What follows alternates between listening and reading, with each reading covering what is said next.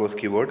अब हम यूनिट 3 शुरू करने वाले हैं। यूनिट 3 बेसिकली मुझे लग रहा है यूनिट 1 2 आपका क्लियर हो गया होगा। यूनिट 3 हम चलते हैं। यूनिट 3 में बेसिकली हम डील करेंगे थ्रेड पे, थ्रेड और multi threading. Basically multi threading और थ्रेड्स है क्या। थ्रेड जो वर्ड था उसका नॉर्मल हिंदी शब्द होता है धागा। अब मल्टीपल थ्रेड्स बेसिकली है क्या, आप जो प्रोग्राम एग्जीक्यूट करते हैं, जैसे कि हम बात करें किसी भी सॉफ्टवेयर का, उसके अंदर बहुत सारे अलग अलग प्रोसेस होते हैं। देखिएगा थ्रेड कीवर्ड आपने इससे पहले जावा के अलावा आपने ऑपरेटिंग सिस्टम में भी एक वर्ड था थ्रेड कीवर्ड। बेसिकली वहाँ पर पता चलेगा थ्रेड का मतलब था it's a light weighted process. और बेसिकली क्या होता है, आपने प्रोसेस शेड्यूलिंग पढ़ी थी, मल्टीपल प्रोसेसेस पढ़ा था। तो एक बड़ा सा प्रोसेस के अंदर बहुत सारे छोटे छोटे प्रोसेस काम करते हैं। इन छोटे प्रोसेस को we can call it thread. तो यहाँ पे मल्टी थ्रेडिंग का भी कंसेप्ट यही है कि बेसिकली डिपेंड्स ऑन प्रोसेसेस जो कि ऑपरेटिंग सिस्टम में था। हम यहाँ पे क्या करेंगे, एक बड़ा सा प्रोग्राम कोड लिखते हैं, उसके अंदर बहुत सारे छोटे छोटे छोटे कोड्स होते हैं। तो बेसिकली समझते हैं कि इसका डेफिनेशन क्या था। Multi threading in Java is a process of executing multiple threads simultaneously. A thread is a lightweighted subprocess, the smallest unit of processing. Multiprocessing and multithreading both are used to achieve multitasking. However, we are multi-threading than multiprocessing because threads use a shared memory area. They don't allocate separate memory area, so saves memory, and context switching between the threads takes less time than processes. अब इसके कुछ advantages आपको देना चाहूँगा। Advantage of Java multi threading is it doesn't block the user because threads are independent and you can perform multiple operations at the same time. You can perform any operations together, so it saves time. Threads are independent, so it doesn't affect other threads if an exception occurs in a single thread.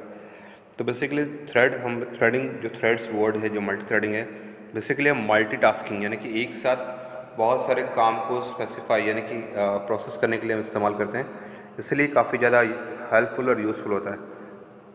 समझते हैं multitasking basically है क्या। Multitasking is a process of executing multiple task simultaneously. We using multitasking to utilise the CPU। Multitasking can be achieved in 2 ways। दो तरीका है multitasking achieve करने का, process based multitasking यानी कि मल्टी प्रोसेसिंग, और thread based multitasking means multi threading. तो समझते हैं कि प्रोसेस बेस्ड मल्टी प्रोसेसिंग क्या होता है। Each process has an address in memory, in other words each process allocates a separate memory area. Second, a process is heavy weighted. Third, a cost of communication between the process is high. Last, switching from one process to another requires some time for saving and loading registers, memory map, updating list, etc. Thread based multitasking जो कि multi threading था वो है क्या। Thread share the same address space. A thread is light weighted. Cost of communication between thread is low. तो basically आपको बता दें मल्टी थ्रेडिंग यानी कि मल्टीटास्किंग के लिए सबसे बेस्ट होता है मल्टी थ्रेडिंग, यानी कि बहुत लाइट वेटेड प्रोसेस था और ये इंडिविजुअल प्रोसेस होता है, यानी कि इसमें और किसी दूसरे प्रोसेस का इंटरप्शन नहीं होता। जैसे आपने शायद पढ़ा होगा डेडलॉक कंडीशंस, प्रोसेस और रिसोर्स, पहले आपने ऑपरेटिंग सिस्टम में पढ़ा होगा, ये टॉपिक भी अपने आप में पढ़ रखी होगी।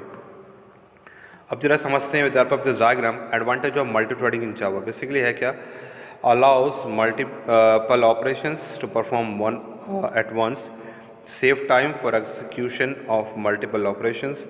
Threads are independent to each others. Basically देखिएगा थ्रेड का एक साइकिल है, पहले एक न्यू थ्रेड बनेगा, फिर वो रन होगा, फिर कुछ देर इंतजार करेगा वेट में, और फिर जब उसका काम खत्म हो जाएगा तो क्या होगा, वो डेड हो जाएगा। अब जरा समझते हैं what is thread in Java.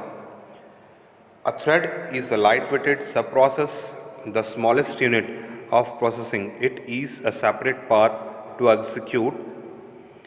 Threads are independent. If there occurs exception in one thread, it doesn't affect other threads. It use a shared memory area. जैसे कि मैंने एग्जांपल दिया है, देखिएगा आपके सामने स्क्रीन पे मैं आपको दिखा रहा हूँ, ये है एक विंडो मीडिया प्लेयर। बेसिकली देखिएगा विंडो मीडिया प्लेयर एक बड़ा सा ऐप है, उसके अंदर बहुत सारे एक प्रोसेस कर सकते हैं, बड़ा प्रोसेस, उसके अंदर बहुत सारे छोटे छोटे प्रोसेस चलते हैं। देखिएगा यहाँ पे दिया हुआ है प्ले पॉज का ऑप्शन, जब आप प्ले पॉज करेंगे तो सिर्फ मूवीज़ प्ले पॉज होती है। फॉरवर्ड रिवर्स का ऑप्शन, जब आप मूवीज़ को फॉरवर्ड करते हैं तो मूवी आगे जाती है, रिवर्स करते हैं तो पीछे जाती है।